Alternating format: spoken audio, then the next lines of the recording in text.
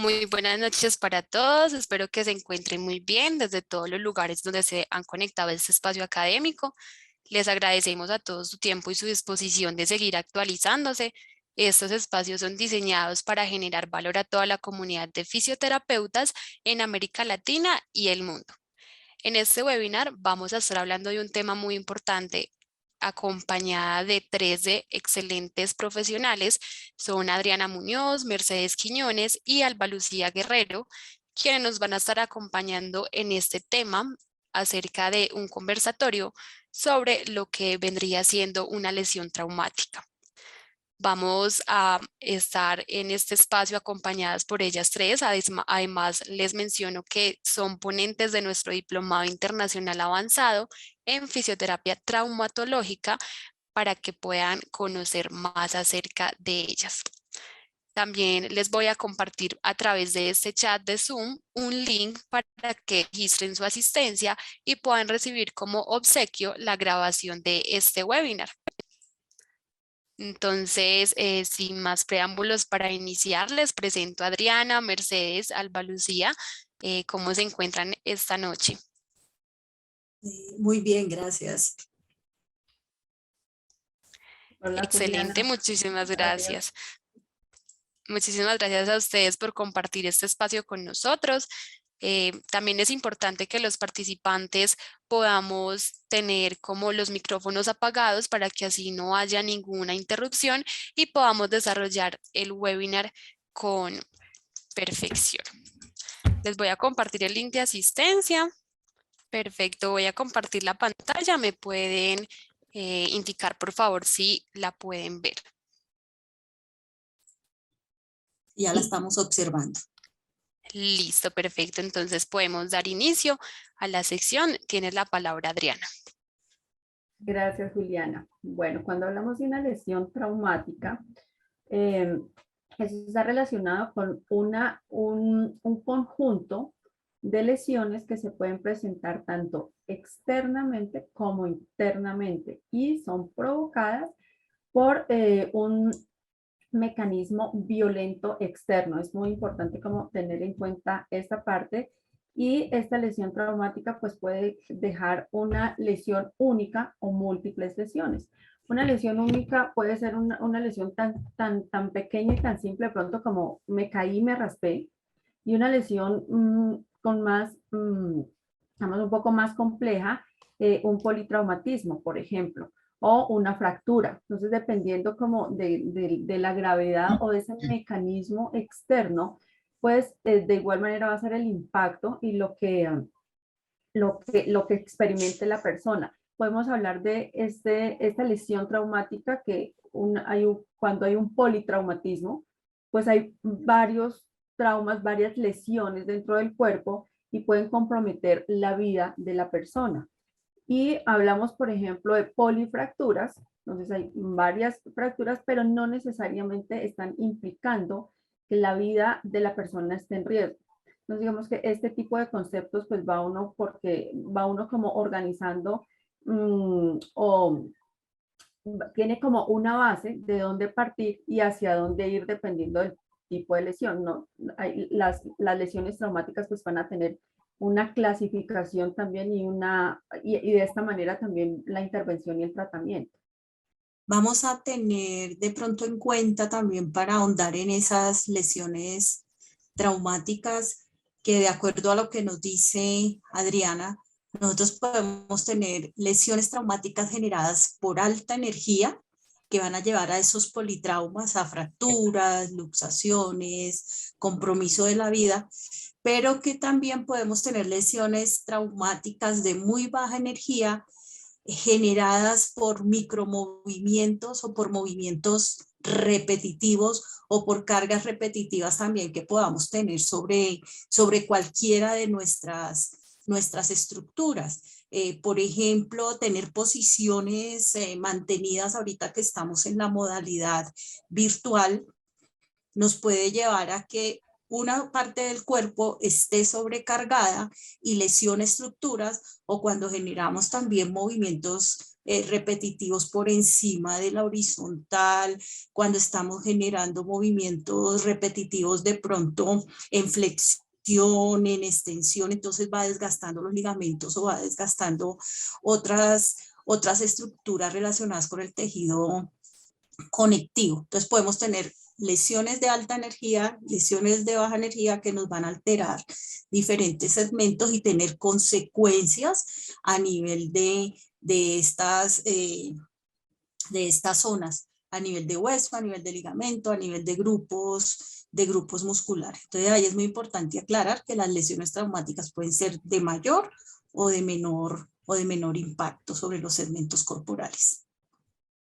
También podríamos tener en cuenta que una lesión traumática pues es una agresión como tal, pero que esas agresiones pueden localizarse o recibirse en un segmento corporal y tener consecuencias sobre el resto de la extremidad. Entonces tú puedes tener una agresión a nivel de hombro y llevar la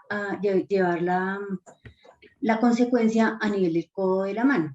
Los traumas por agresión pues van a afectar una parte del tejido o pueden afectar toda la estructura, y así como lo decían mis compañeras, pues esto puede llevar a comprometer hasta la vida del paciente, y es ahí donde nosotros debemos establecer las prioridades para poder intervenir.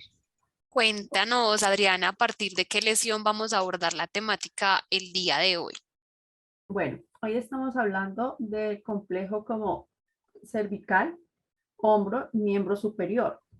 Entonces hay una lesión que es muy frecuente, que es de motivo de consulta, que es el esguince cervical. Y está muy relacionado, ya lo conocemos como el síndrome de latigazo. ¿Y cómo se relaciona? ¿Cuál es la relación que tiene con miembro superior?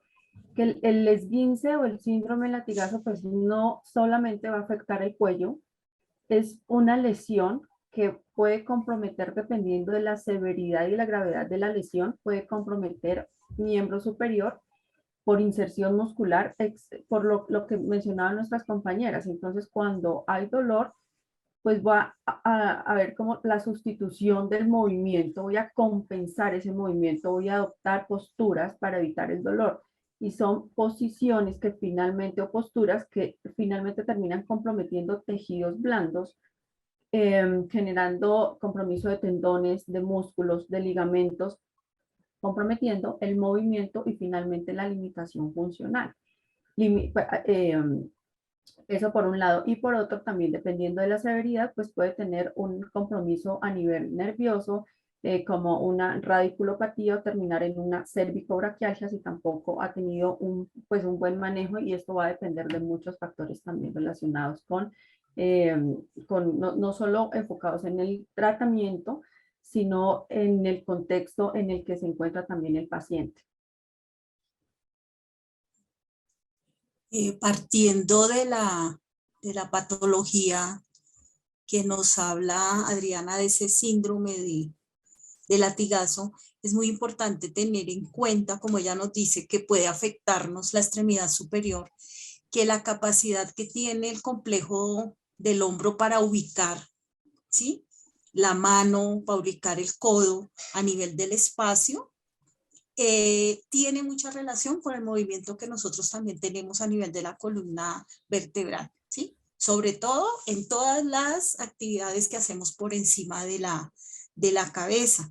Entonces, que esos esguinces que nos está refiriendo ella, o ese síndrome de latigazo del cual nos está hablando, tenemos que tener en cuenta que nos puede generar dolor referido articular cervical al hombro, especialmente cuando ese síndrome de latigazo o ese esguince se da entre C4, C5, C6 y C7. ¿Sí? Acordémonos que esa columna cervical se divide en dos componentes, uno superior y uno inferior, y el inferior es el que va a generar mucho más movimiento. Entonces, vamos a hacer que ese dolor de pronto descienda por el hombro, descienda por el codo, llegue hasta la mano, pero tenemos que tener en cuenta que el dolor referido a hombro va a estar más relacionado con esa columna cervical inferior, y que el dolor referido ya de los segmentos C1 y C2 va a estar más relacionado con la parte craneal, ¿sí? Más con los segmentos craneales y los segmentos posteriores a nivel de la cabeza. Frente a ello, digamos que la mano es la parte, sí es la parte distal del miembro superior, pero el paciente se queja mucho de la incapacidad funcional que puede tener o que puede presentar consecuencia de las lesiones a nivel cervical. Si nosotros nos acordamos, y como bien lo decía Mercedes, pues tenemos toda la parte nerviosa y todo el conjunto del plejo cervical que me lleva a la sensibilidad hacia mano, y que una lesión como un esguince cervical o un síndrome del latigazo me va a conllevar a una incapacidad funcional, porque el paciente va a perder la sensibilidad, va a tener una disfunción motora y va a tener incapacidad para realizar sus actividades diarias. Y eso le ocasiona al paciente más trauma y más, digamos que esa parte psicológica que afecta al paciente por no poder realizar sus actividades. Entonces, ya si tenemos la lesión a nivel cervical, a nivel alto, pues se va a referir más hacia la parte craneal y referido también pues hacia la articulación mandibular. Pero si la tenemos más hacia abajo, que es el común denominador del esguince cervical, que es hacia C6, C7, aquí vamos a afectar, o sea, va a ver muy afectada la mano en cuanto a las pinzas, a los agarres, a la propiocepción, a la sensibilidad. Entonces, ubicamos toda la lesión del miembro superior afectando por un segmento, como les decía anteriormente, y que se va a ver relacionado o va a ver relacionado a cada una de las articulaciones del miembro superior.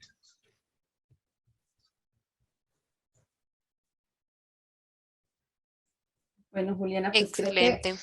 creo que María, Mercedes, ¿sí? Se me fue el nombre, bueno, se fueron adelantando a la descripción de la lesión, Sí. pero ya ese es el contexto, exactamente. Columna cervical, hay dos, digamos que está en la clasificación como segmentada en dos tipos de lesiones. Las lesiones de la parte superior de la columna, que está muy como en fracturas de atlas, de axis, subluxaciones, los esguinces, y en la parte de la columna inferior cervical.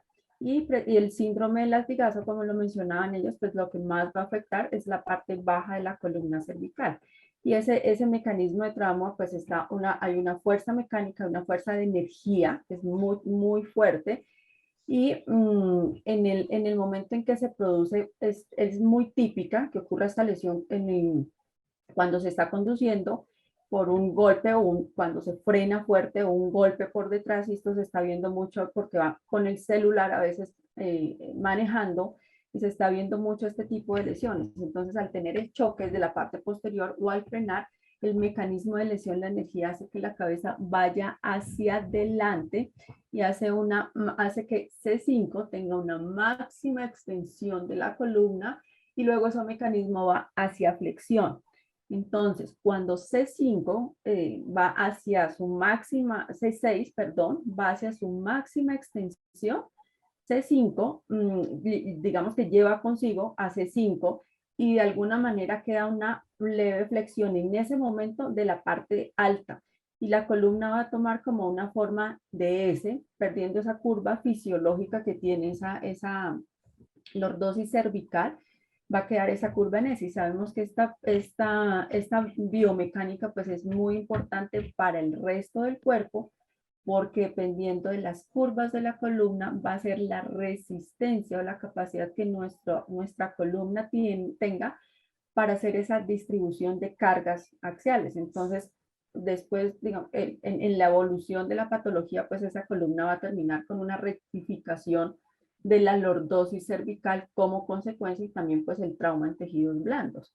Y ahí pues lo que más se van a lesionar, o el impacto más grande, pues claramente está en los tejidos blandos, en los ligamentos que dan estabilidad a la columna, tanto en la parte anterior como posterior, el ligamento longitudinal anterior, los interespinosos, los intertransversos, todos estos principales estabilizadores. Y en músculos, pues estaríamos hablando, por ejemplo, del trapecio, el trapecio superior, que tiene la inserción en la parte alta, en el occipital, y este músculo pues nos va a ayudar a estabilizar escápula, y escápula hace parte de hombro, de la estabilización, ayuda a la estabilización de la escápula, y escápula pues sin duda alguna es parte importante del funcionamiento del hombro para la movilidad, para la estabilidad del hombro. También en columna cervical se inserta el elevador de la escápula, el romboides, y estos músculos pues se van a ver comprometidos en este mecanismo de lesión, afectando el brazo, y como lo mencionaba inicialmente, si es un trauma muy severo, pues va a terminar con una lesión, con una compresión nerviosa que principalmente son C5, C6, C6, C7, y pues va a terminar afectando, como nos decía Alba Lucía, las pinzas, el miembro superior. Entonces de ahí pues como la importancia del abordaje, también conocer cómo fue el trauma, cuál fue el mecanismo de trauma, qué tan fuerte fue, tan severa fue la lesión. Son pacientes que inicialmente les hacen estudios diagnósticos, pero que dependiendo también de la severidad de la lesión, pues los últimos estudios o lo que se recomiendan es mirar como si ha sido una lesión no tan fuerte, si es una lesión leve, una radiografía simple, pero si ha sido una lesión que ha tenido un gran impacto, pues recomiendan más, o la evidencia, hacer más una tomografía computarizada para poder saber cuál fue el grado y la severidad de la lesión. Y de ahí pues ya mirar cómo está esa parte funcional también de la persona, ¿no? Y pues son pacientes que cuando sufren este trauma, pues van a ir inicialmente al centro médico, al hospital, a que lo evalúe ortopedia, traumatología, le hagan los exámenes correspondientes, y después de esto va a llegar donde nosotros.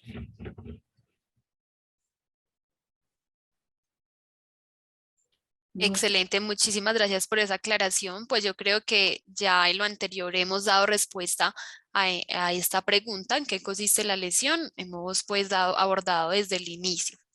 Entonces pasemos a esta otra. Cuéntanos sobre el manejo quirúrgico o manejo conservador.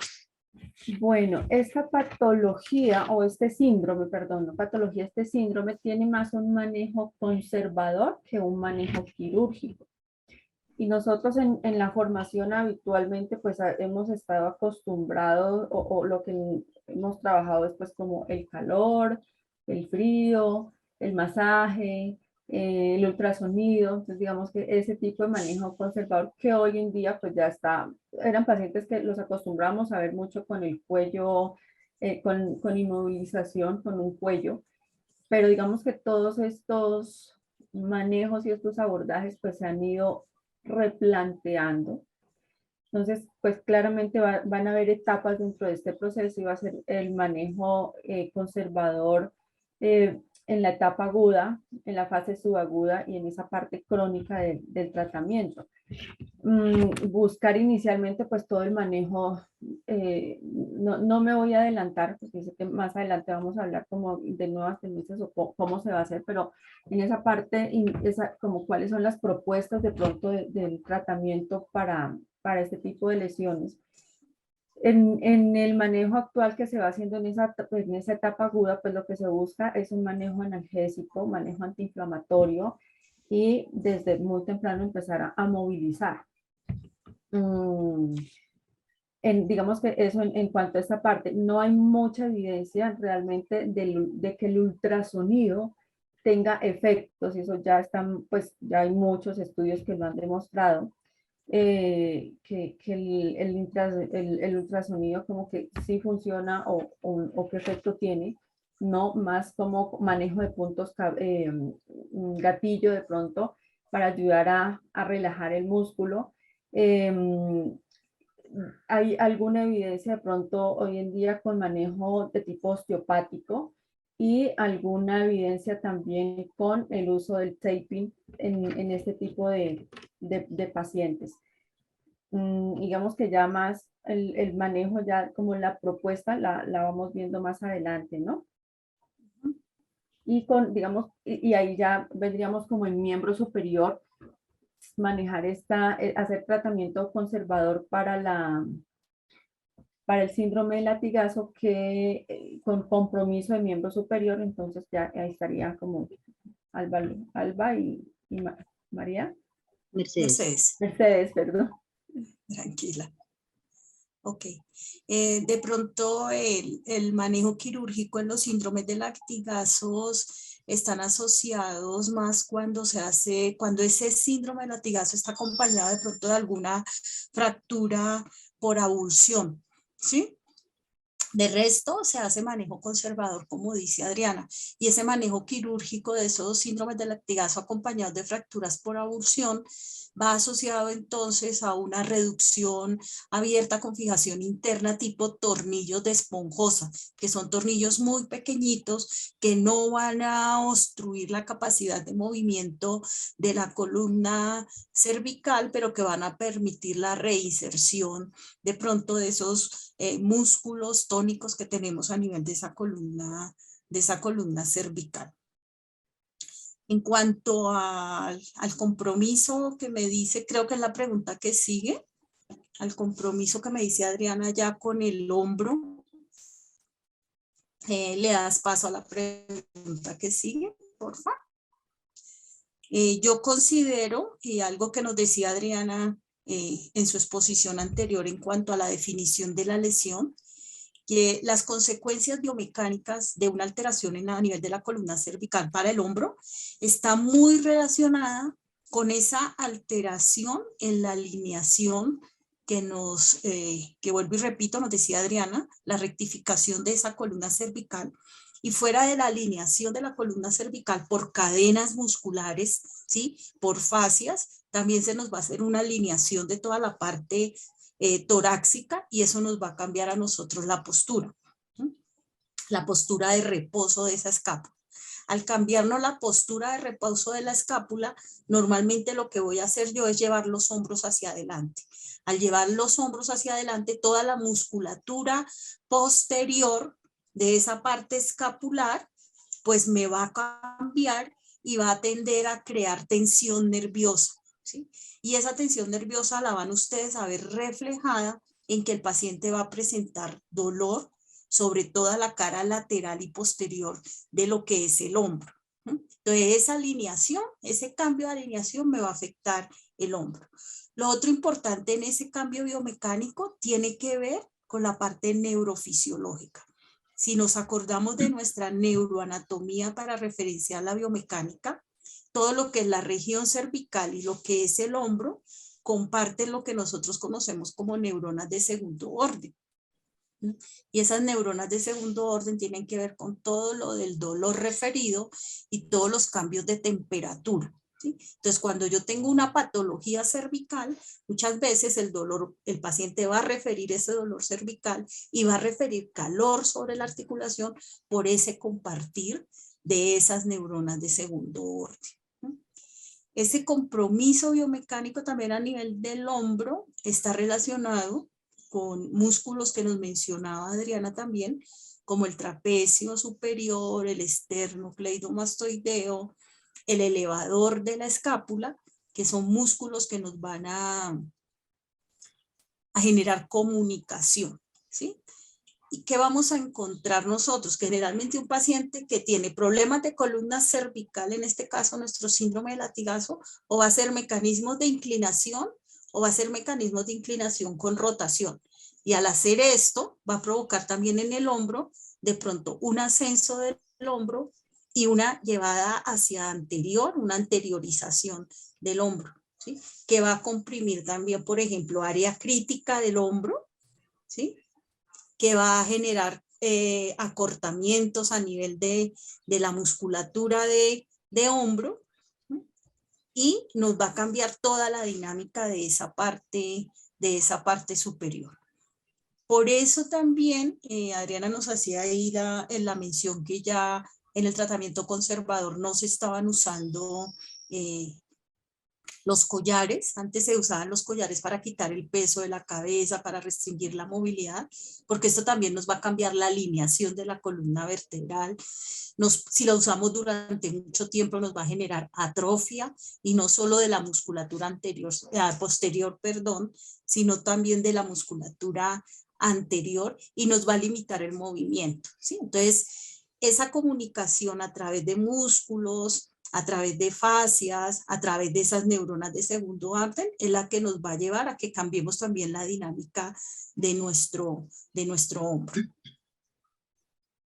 Frente a eso mismo, voy a retomar desde donde Mercedes hablaba de las cadenas musculares y de la alineación corporal, porque si bien la lesión se genera a nivel cervical y tenemos ya sea un tratamiento conservador o un tratamiento quirúrgico, cualquiera de los dos, el paciente o el usuario va a llevar su cuerpo a un mecanismo de protección para el dolor, que si bien lo mencionaban mis compañeras anteriormente, ese mecanismo de protección va a llevar los hombros hacia anterior, pero el miembro superior como tal lo va a llevar a flexión, a proteger, porque no va a alcanzar a hacer la suficiente fuerza o no va a tener la suficiente fuerza para realizar sus actividades cotidianas. Entonces, es importante que retomemos ese aspecto, porque el paciente viene el dolor desde la columna cervical, pero va a referirlo mucho a nivel del miembro superior y sobre todo, pues, como va a ir hacia anterior, la cadena de flexión es la que va a estar acortada y esa cadena o toda la musculatura de esa cadena va a sufrir acortamientos, van a sufrir debilidades y si hay un compromiso neurológico, que es lo que normalmente pasa con los síndromes o los esguinces cervicales, pues como les mencionaba también al inicio de la charla, el paciente va a tener una incapacidad funcional que no le va a permitir realizar sus actividades cotidianas, no le va a permitir comer, cepillarse los dientes, bañarse, comer, porque no va a tener la capacidad para hacer la prensión fina ni la prensión gruesa. Y eso hace que el paciente tenga más incapacidad y lleve a una falta de funcionalidad mayor. Que si bien mencionaba Adriana también el hecho que ya no se usan ni los collares, y Marcela también lo mencionaba, que no se usan los collares por la incapacidad y la limitación que va a generar en el paciente, es importante que nosotros tengamos claridad de unas nuevas técnicas que tenemos para manejo de este tipo de patologías, como es la terapia manual, por ejemplo, u otras técnicas que ayuden siempre y cuando tengamos en cuenta la cadena muscular y no solamente la parte cervical o la parte del hombro o la parte de la mano, sino manejemos al paciente en forma integral.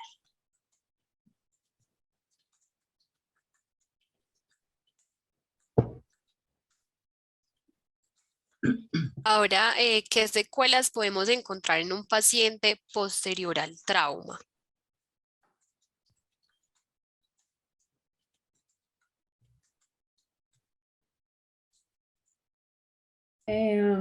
Juliana, como secuelas, hay que partir que son pacientes que como todo trauma o toda lesión genera dolor, y retomando todo lo que decía ahorita Alba y lo que decía Mercedes, estas lesiones, hay una de las secuelas muy importantes con las que puede quedar un paciente con un síndrome de latigazo, y es kinesiofobia. Es ese miedo a moverse, el miedo a hacer, porque si me muevo o si hago esto, pues hago determinada actividad, me va a generar más dolor, el dolor se puede incrementar. Queda esa parte propioceptiva de la columna, también se va a ver alterada. Inestabilidad, se puede generar inestabilidad en columna cervical.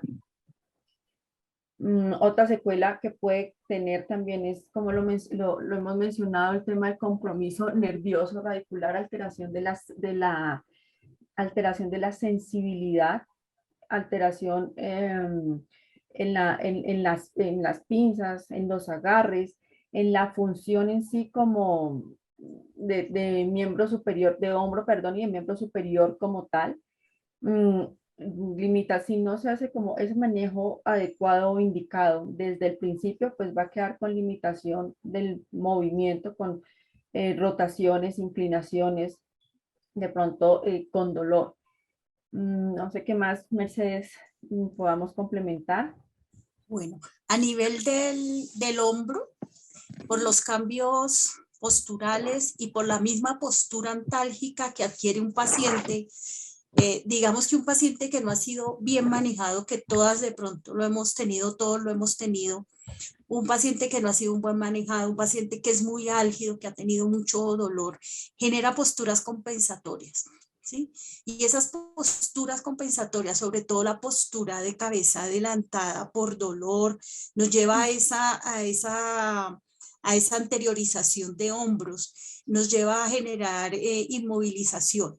Y el hombro va a adquirir una postura muy típica que es aducción, rotación interna y leve flexión. Esta posición del hombro disminuye todo lo que es el proceso de vascularidad del manguito rotador, ¿sí?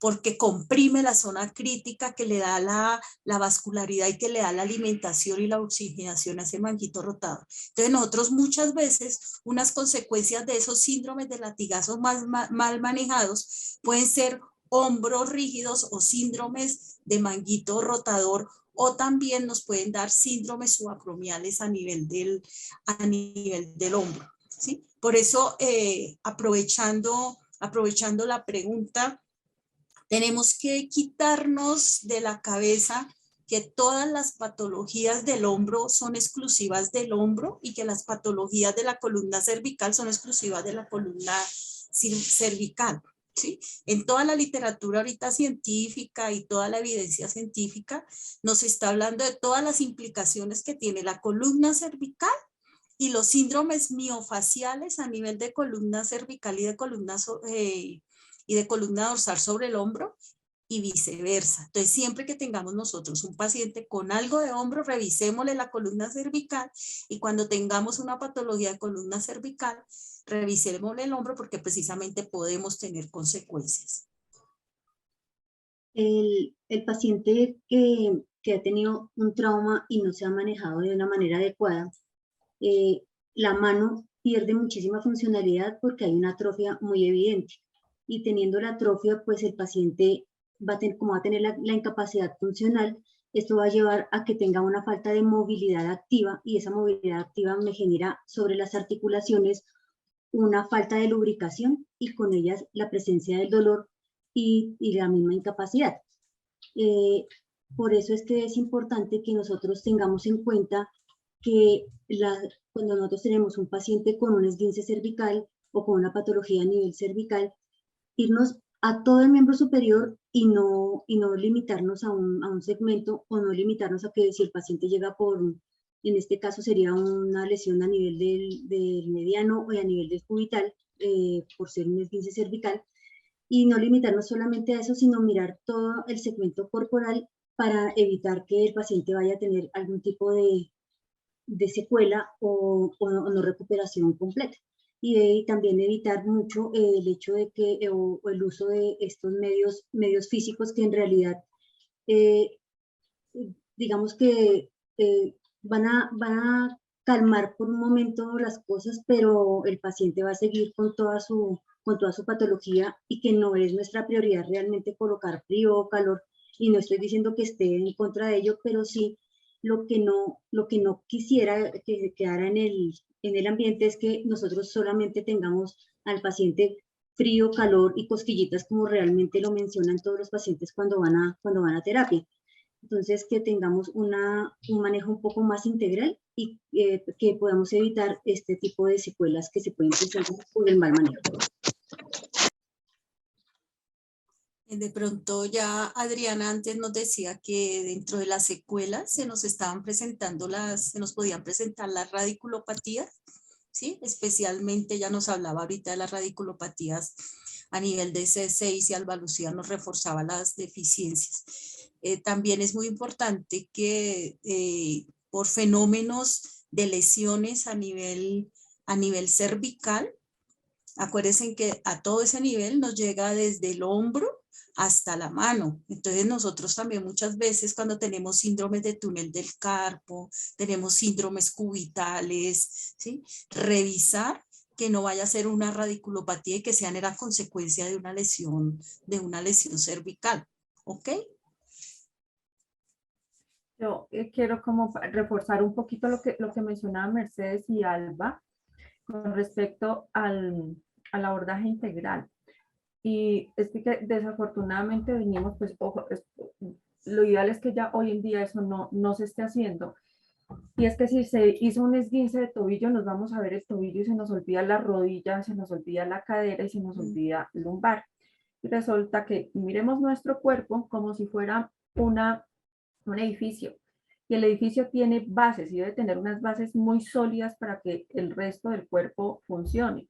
Entonces necesitamos que el tobillo, rodilla y cadera funcionen como deben funcionar, sean estables, el tobillo debe ser estable, la rodilla debe ser, perdón, el tobillo debe ser móvil, la rodilla debe ser estable, la cadera debe ser móvil para que la columna lumbar sea estable. Y ese es el primer piso que nosotros tenemos. El segundo piso nos vamos a la columna dorsal. Si nuestra columna lumbar es estable, nuestra columna dorsal debería moverse. Si nuestra columna dorsal se mueve, nuestra columna cervical debe ser estable. Y después de un trauma de esta lesión, donde no le busquemos o le brindemos a esa columna cervical estabilidad, entonces no solo se va a afectar la columna cervical y miembro superior, sino que el resto de nuestro cuerpo también va a tener alteración. Y hay evidencia donde se ha visto que problemas de hombro están relacionados con dolores sacroiliacos. Entonces, y cruzados, ¿no? Entonces, retomando lo que ellos han mencionado, el tema de las cadenas o la conexión a través de las cadenas miofasciales, pues los músculos no son exclusivos de una cadena, se comparten con otras cadenas. Entonces, de ahí que empecemos a mirar que si tengo, si tengo el síndrome, si hay un síndrome de latigazo, en este caso, y es como sobre lo que estamos hablando hoy, no me voy a ver solo el brazo derecho en el cual está manifestando sintomatología, sino que también tengo un izquierdo que de una u otra manera también puede terminarse comprometido a corto, mediano o largo plazo. Entonces, como esta parte de ser integrales en nuestros pacientes, con lo que nosotros, las herramientas que nosotros tengamos, poderles brindar un mejor proceso, una mejor atención, llevarlos como en ese proceso de recuperación y de tratamiento mucho más integral de lo que se venía o de lo que cuando yo salí de la universidad le enseñaba. Ese creo que es como el mensaje central y la parte importante de esta pregunta, pues de esta intervención que estamos haciendo. Yo quería complementar lo que decía Adriana, y es cuando uno tiene un paciente con una lesión a nivel, por ejemplo, si es el miembro superior dominante, se nos olvida el otro miembro superior, y no solamente por lo que mencionaba Adriana, sino lo que debemos pensar es que el paciente está realizando con el miembro contralateral lo que no puede realizar con el que está lesionado. Entonces ahí es donde van las cadenas cruzadas, por ejemplo, y los músculos de anclaje entre el miembro superior, el tronco y el miembro inferior, que es donde se pueden ver afectadas y que sería, digamos, el sustento biomecánico de lo que tú estás diciendo. Alba, y otra cosa supremamente importante, ya que lo mencionas, es que el hecho de que se utilice más una extremidad que la otra, o cualquier segmento corporal que utilicemos cuando compensamos o sustituimos esos movimientos, hace que ese campo, esa representación virtual que tiene que hay en el cerebro de nuestro cuerpo, pues también se minimice y se maximice. Eso que estamos utilizando más va a potenciarse mucho más. Trabajemos sobre que el lesionado sea el derecho, el dominante, y voy a empezar a trabajar con el izquierdo, pues va a ser mi miembro superior izquierdo el que más va a generar o a tener una mayor representación en ese homúnculo, en esa representación virtual, y el izquierdo y el derecho, como no lo estamos utilizando, pues va a empezar a disminuir. Y esto tiene mucha relación con el manejo del dolor, y con este tipo de pacientes algo súper importante, y de las secuelas más importantes, o de las, no de las más importantes, de lo que más se ha evidenciado que presentan los dolores, los pacientes con síndrome de latigazo, es dolor crónico. El 60% de los pacientes que presentan síndrome de latigazo quedan como consecuencia con dolor crónico. Y esta parte de la representación tiene muchísimo que ver con esa parte, pues mucho que ver en la recuperación y en el manejo de pacientes con dolor crónico en general.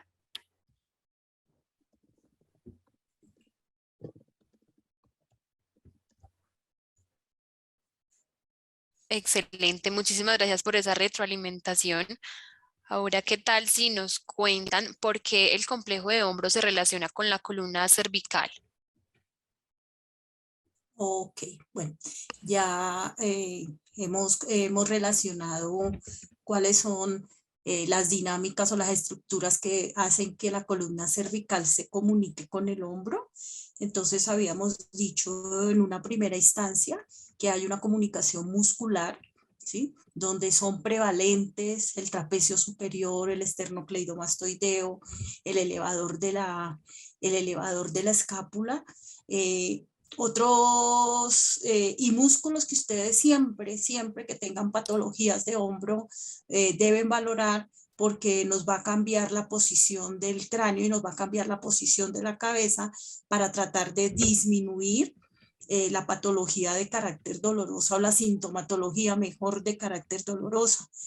Hemos dicho también que se relaciona la columna cervical con el hombro a través de las neuronas de segundo orden, que son todas las que llevan toda la información nociceptiva de ambas regiones. Y lo que sucede es que estas neuronas de segundo orden confluyen en el mismo canal, o sea, llegan al cerebro por el mismo canal. Entonces, a veces la persona no es capaz, el usuario no es capaz de captar si realmente le duele la columna cervical o le duele la columna o le duele el hombro. Y esa es parte de nuestra función. Con nuestras pruebas y nuestros test, ser capaces de discernir entonces dónde es que vamos a colocar la intención de nuestro proceso de rehabilitación como eje principal, como estructura de sostén para ese proceso de rehabilitación. Y lo otro que habíamos mencionado era también por cadenas musculares, ¿sí? Entonces tenemos la cadena, por ejemplo, del pectoral, toda la cadena lateral de la cabeza, que inclusive nos coge temporal, nos coge músculos masticatorios, nos coge todo lo que es trapecio, esternocleidomastoideo en sus diferentes fascículos, nos va a relacionar no solo con ese hombro, sino también con todo el miembro superior, ¿sí? Entonces, considero que estas tres son las principales estructuras que nos van a relacionar esa columna cervical con ese hombro. Claro que sí, igual pues adelante estábamos mencionando acerca de esta relación. No sé si Adriana y Alba Lucía tienen de pronto algo que complementar. No, yo creo que pues Realmente no. usted fue bien específica con la conexión, la relación. Excelente, entonces, ¿qué tal si nos hablan de cómo puedo saber si la lesión que estoy padeciendo me está afectando en el complejo del hombro? Ok. Entonces, algo muy importante es que la prueba, por ejemplo, de estabilidad cervical, ¿sí? Nosotros le podemos pedir a nuestro usuario que levante su miembro superior, y si ustedes me están observando aquí, si yo levanto mi miembro superior, mi cabeza debe quedar completamente alineada, ¿sí? Si ustedes ven que un usuario levanta su miembro superior y hace fenómeno de inclinación, ¿sí? O hace fenómenos de inclinación con rotación, entonces nos está diciendo que esa lesión cervical nos está comprometiendo el hombro, porque a pesar de que ellas estén comunicadas, esta es una estructura que también se puede mover en los diferentes planos de forma libre, ¿sí? Pueden también aplicar, por ejemplo, técnicas como la prueba de Spurling, como la prueba de Jackson, como la prueba de tracción, que nos va a descartar que haya algún tipo de radiculopatía que esté comprometiendo ese hombro. Acuérdense que la prueba de Spurling es hacer compresión, ya sea en línea media o en inclinación o en rotación a nivel de esa columna cervical para ver si nos refleja parestesias, o sea, corrientazos, hormigueos. La prueba de tracción pues va a quitar esa sintomatología. Y una prueba muy importante que yo siempre de pronto le hago a mis pacientes de hombro es mirar la movilidad del hombro, tanto la movilidad activa como la movilidad pasiva. Entonces nosotros vamos a encontrar que si yo hago movilidad activa del hombro y esa movilidad activa es buena, es normal, y que si luego cojo ese hombro y también lo muevo de forma pasiva y no genera ningún tipo de dolor, lo que me está refiriendo es que lo que yo tengo realmente es un dolor cervical y no tengo un dolor a nivel de la articulación del hombro. ¿Qué quiero decir entonces? Que cómo sé que me está afectando el hombro, si la movilidad pasiva del hombro o si la movilidad activa del hombro están comprometidas, me está afectando ese hombro. Entonces diría que serían como 3 cosas simples y así rápidas a hacer, pues aquí desde nuestro webinar para saber realmente si sí me está afectando o no el hombro. No sé si mis compañeras tienen alguna otra cosa que agregar. No, no fuiste clara. Y yo. Ya miraría, no sé, de pronto, Alba Lucía, las pinzas, los agarres y toda esta parte, ¿no? Esa es la siguiente pregunta. De pronto ya, si pasamos a la siguiente pregunta, porque ahí es cómo se ve afectado el codo y la mano. Entonces, ahí en ese orden de ideas, y si seguimos con lo que Mercedes había mencionado, pues primero el paciente va a presentar dolor, segundo va a presentar la incapacidad funcional y cómo saber si en realidad está afectada el codo y la mano, si tiene asociada una lesión de nervio periférico o una radiculopatía, pues entonces aquí hablamos de un síndrome de túnel del carpo, un síndrome del túnel cubital, un síndrome del canal de Guyon, por ejemplo, pero el paciente va a referir básicamente parestesias a nivel de la mano por recorrido de dermatoma. Y teniendo el recorrido del dermatoma, nosotros vamos a ubicar cuál es el nivel de la lesión y vamos a saber directamente que está afectada la columna.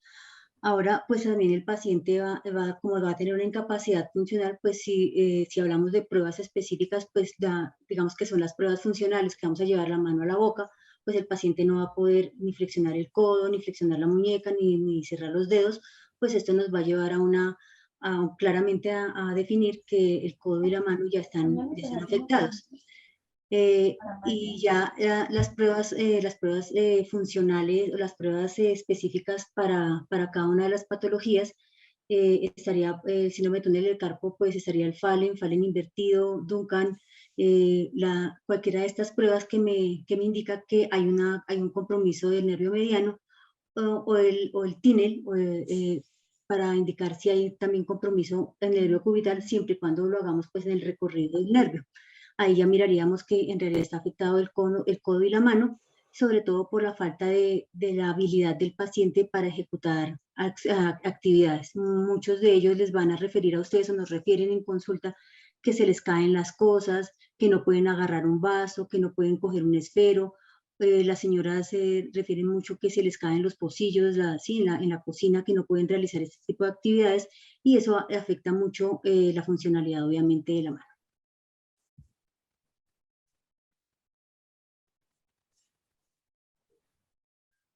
Excelente, listo. Bueno, entonces hemos abordado pues como varios componentes. También hemos identificado como el compromiso de columna cervical, tanto en el complejo de hombro y también en el codo y la mano. Ya podemos, si quieren pasar a este tema, cuáles son las nuevas tendencias de intervención que puedo implementar para abordar la lesión. Bueno, pues en cuanto a nuevas tendencias, estamos viendo mucho el tema del movimiento y realmente es así. Vemos que dentro de la evidencia lo que nos muestra que ya el tema de la inmovilización, el calor, todo lo que hemos dicho, pues ya ha sido un tema que ha entrado a replantearse. Y lo que se busca es que desde el inicio la persona pueda empezar a moverse, pueda empezar a tener esa experiencia de movimiento y seguramente dirán, pero ¿cómo se mueve si duele? pues hay que empezar a a trabajar en algo que se llama una exposición progresiva al movimiento. Nosotros, o el dolor o nuestros tejidos, cuando nosotros vamos a tener un cierto límite o una cierta, digamos, imaginémonos una línea hasta cuánto nosotros podemos llegar, aun cuando nuestros tejidos se encuentran en óptimas y en buenas condiciones, hasta dónde nos permite llegar y en qué punto va a empezar a generarse el dolor. Cuando hay una lesión, pues también vamos a tener ese punto hasta dónde vamos a poder realizar el movimiento y hasta dónde ya empieza a presentar dolor. La indicación o la recomendación sería empezar a hacer una exposición gradual hacia el movimiento, teniendo en cuenta como estas líneas de tolerancia de la persona, hasta dónde puede tolerar, porque a veces dice, no, me está doliendo, hágale otro poquito más, hágale otro poquito más, pues eso nos está enviando una información importantísima a nuestro sistema nervioso central, donde nos está diciendo, hay peligro, algo está pasando y va a hacer que ese dolor vuelva otra vez y se produzca. Entonces es súper importante que tengamos como esta información de todo ese mecanismo de qué es lo que pasa con el dolor para poder también manejar estas patologías. Y también si hacemos o producimos o generamos dolor en ellos, pues vamos en un paciente, pues va a tener mucho más miedo a moverse y la limitación va a ser mucho mayor.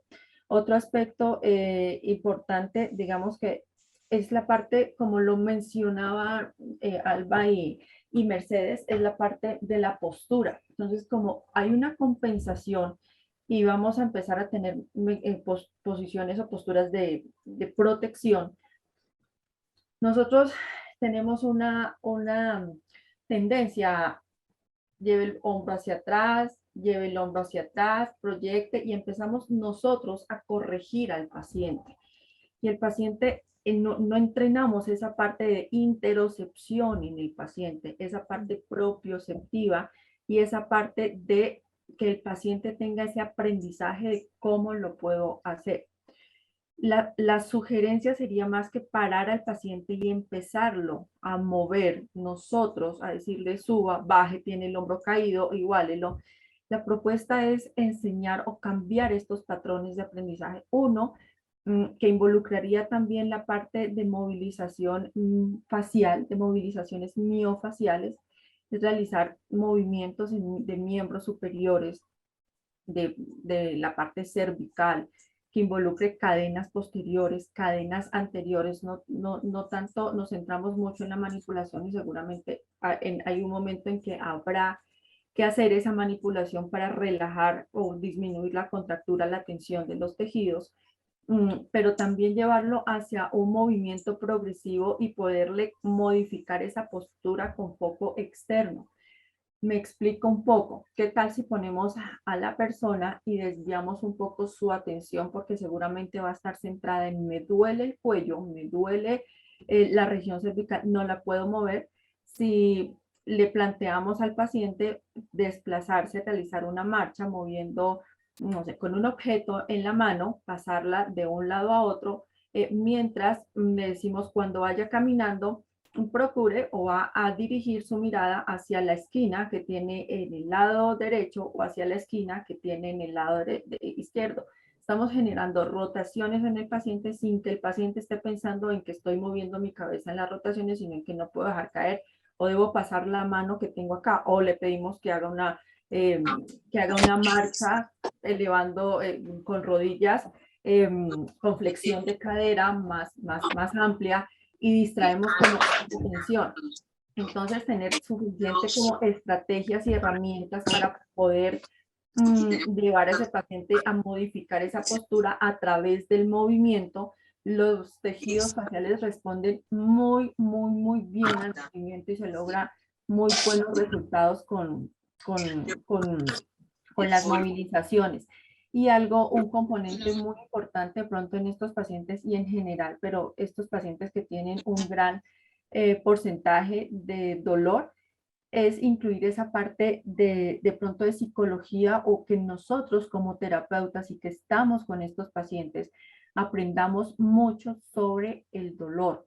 Nosotros tratamos pacientes, pero no nos enfocamos o no aprendemos mucho esa parte biomecánica y tratamos y manejamos dolor, pero no sabemos qué está pasando. ¿Por qué a un paciente se le termina con un dolor crónico si los tejidos ya han cicatrizado? Si esa lesión ya pasó, si ya pasaron 6 meses de un proceso de cicatrización y llevamos con 1 año, ¿y qué está pasando? ¿Por qué ese paciente sigue con ese dolor? Entonces miramos que el punto gatillo, miramos que el esguince, miramos, y el tema está en nuestro sistema, en el sistema nervioso central, que está sensibilizado y está generando dolor. Entonces, ¿qué estrategias nosotros como terapeutas vamos a utilizar para poder manejar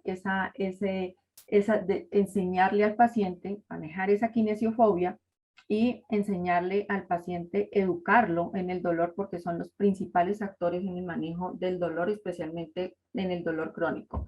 Y otra parte súper importante con estos pacientes también es trabajar la parte propioceptiva.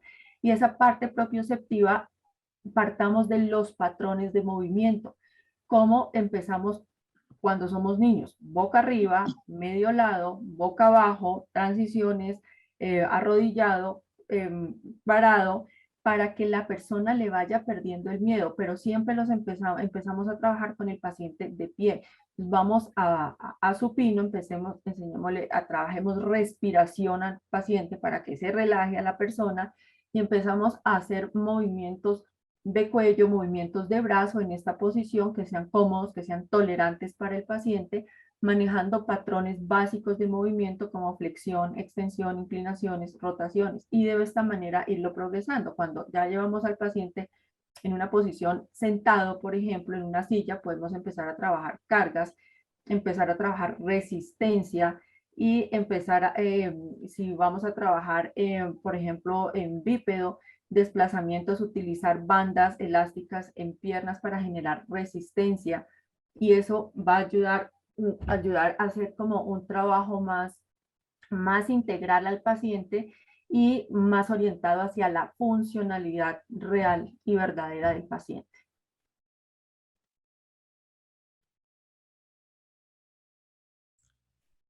Perfecto. No sé si de pronto Mercedes o Alba Lucía tienen algo por agregar, alguna otra nueva tendencia que nos quieran compartir.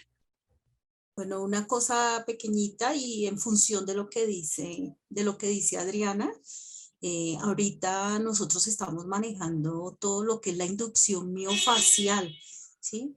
Y tenemos también que empezar a trabajar con todas las técnicas de terapia manual, no solo ya eso de quedarnos solo con el ejercicio pasivo, el ejercicio activo, lo que dice Adriana, que incline, que rote, no, porque ya acabamos de observar en esta charla que tenemos unas fuentes de comunicación.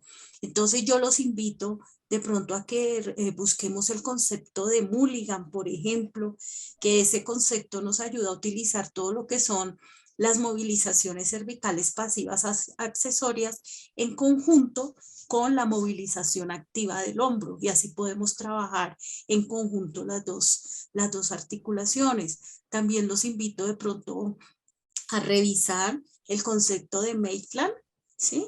Que ese también nos habla de todo lo que son las movilizaciones articulares a través de deslizamiento, de movilizaciones posteroanteriores, anteros posteriores, y que van a influir no solo en el dolor, sino también en esa movilización del hombro.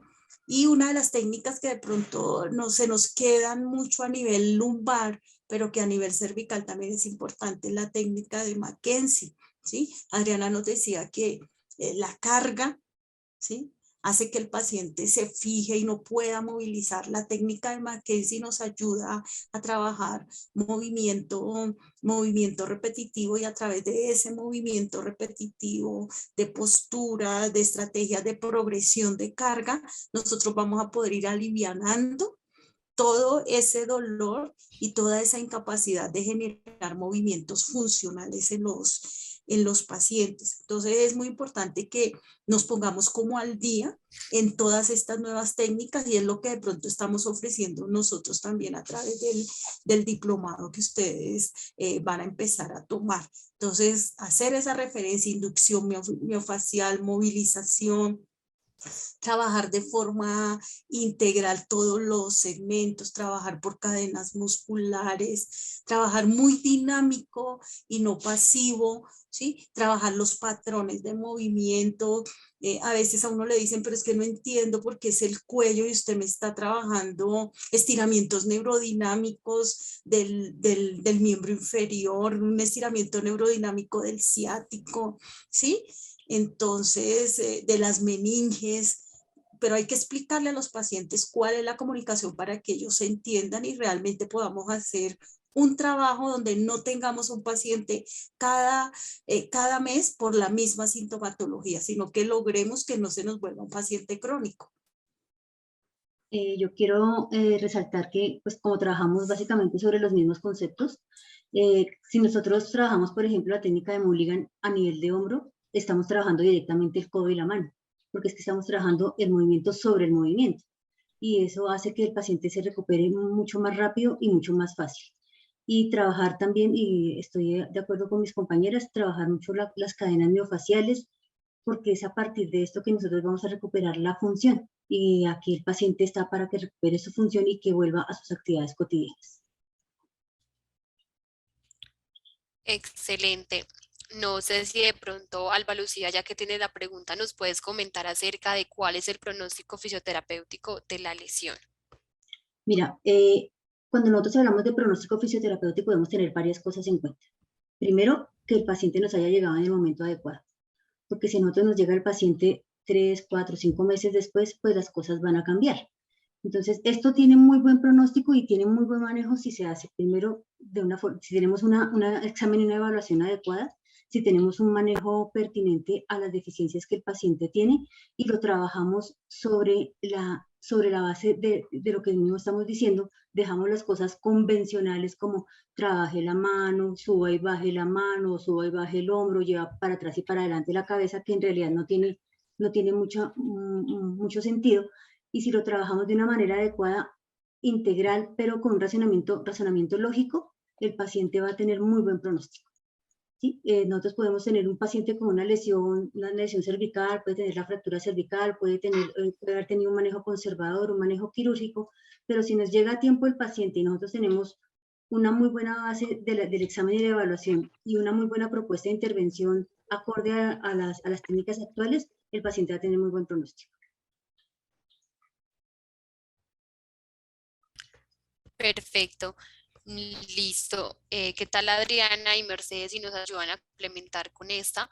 Porque es importante la visión e intervención global de estas lesiones traumáticas desde el punto de vista fisioterapéutico. Mira, yo creo que lo hemos venido hablando en los diferentes como segmentos o los diferentes momentos de este conversatorio, de este webinar. Y finalmente es porque no somos segmentos corporales, porque somos un todo, porque necesita un segmento del otro para poder funcionar, porque no podemos olvidar, tratar o centrarnos solo en la parte cervical, como por ejemplo en este caso dorsal y de pronto un poquito el hombro, y qué pasa con el resto de la extremidad. Necesitamos recuperar esa funcionalidad en nuestros pacientes.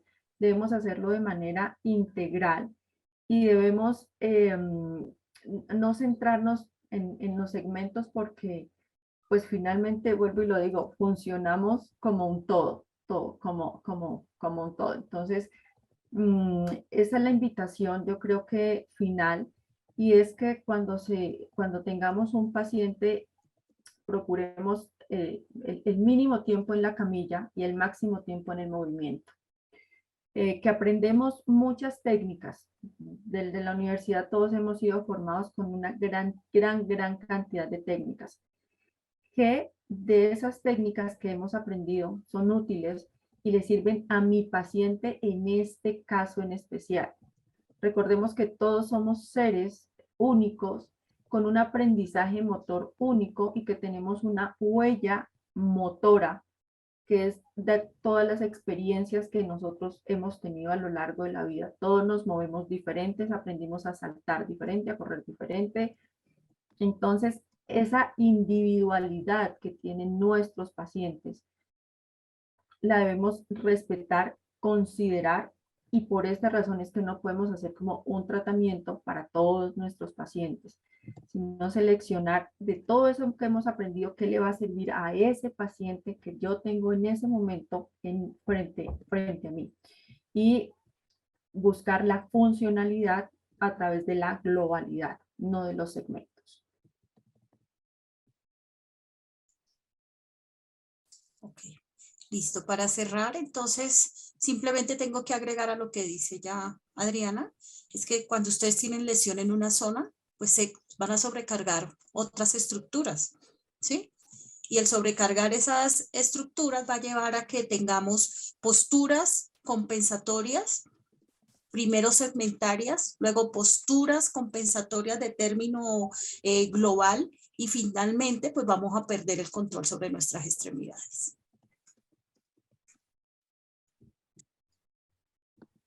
Excelente, muchísimas gracias Mercedes, Alba Lucía y Adriana por esta intervención que nos han hecho, esta información tan útil y práctica para nuestra profesión. Yo les comento que a todas las personas que estamos conectadas en este momento, especialmente a ustedes por estar participando, les comenté al iniciar que nuestras 3 ponentes van a estar también en nuestro diplomado internacional avanzado en fisioterapia en traumatología. Este es un diplomado en modalidad online donde vamos a poder conocer temas como los que acabamos de exponer, entre otra amplitud más. Inicia el próximo 19 de abril y finalizaría el 18 de agosto. Son 4 meses de formación donde al formarse con nosotros como fisioterapia en movimiento van a poder acceder a un diplomado internacional avalado por Fisioterapia en Movimiento y nuestro aval internacional, que es la International Physical Therapy Group, quien va a certificar 160 horas de formación teórico-práctica. También, y no menos importante, es un acceso a nuestra aula virtual, VirtualMOV. Es una plataforma de aprendizaje donde van a poder encontrar las grabaciones de las clases, todo el material de estudio complementario que se dé pues, al desarrollo de este diplomado y el acompañamiento por parte del área académica. Y por estar participando les tenemos un obsequio especial a todos ustedes y es un cupón del 35% de descuento para inscribirse solo por 24 horas en el Diplomado Internacional Avanzado en Traumatología. Con este cupón TRAUMA35 en mayúscula y sin espacios van a poder comprar en nuestra página web www.fisioterapiademovimiento.com.co. Con este cupón van a obtener el 35% de descuento. Ya si tienen alguna gestión con un asesor, pueden contactarse con él también para resolver inquietudes y poder acceder a este descuento. Recuerde que está válido solamente por 24 horas para que puedan acceder a este diplomado y tener su inscripción. También nos encuentran con todo nuestro contenido académico gratuito en Instagram y TikTok como Fisioterapia en Movimiento, en Facebook, LinkedIn y YouTube como Fisioterapia en Movimiento y en Twitter como Fisio Movimiento. Entonces, les agradezco nuevamente a Alba Lucía, Mercedes y Adriana por este espacio tan grato de un buen aprendizaje. No sé si tienen de pronto algo más por agregar. Muchas gracias por la invitación. Muchas gracias y que tengan una feliz noche. Igualmente, que tengan una feliz noche. Y a todos los que estuvieron acá, que sacaron un tiempito para estar en este espacio, no dejen de estudiar, lean, hay muchísimo en la web. Entonces, hay que aprovechar todo este conocimiento y todo esto, estos estudios que hay, esta medicina basada en evidencia, y no quedarnos atrás, ir adelante y darle lo mejor a nuestros pacientes. Excelente, bueno, muchísimas gracias. Espero que se sigan conectando en próximos webinars que tenemos y que puedan participar en el diplomado para que podamos seguir compartiendo con Alba Lucía, con Mercedes y Adriana todos estos temas de interés. Que tengan una feliz noche. Chao. Gracias.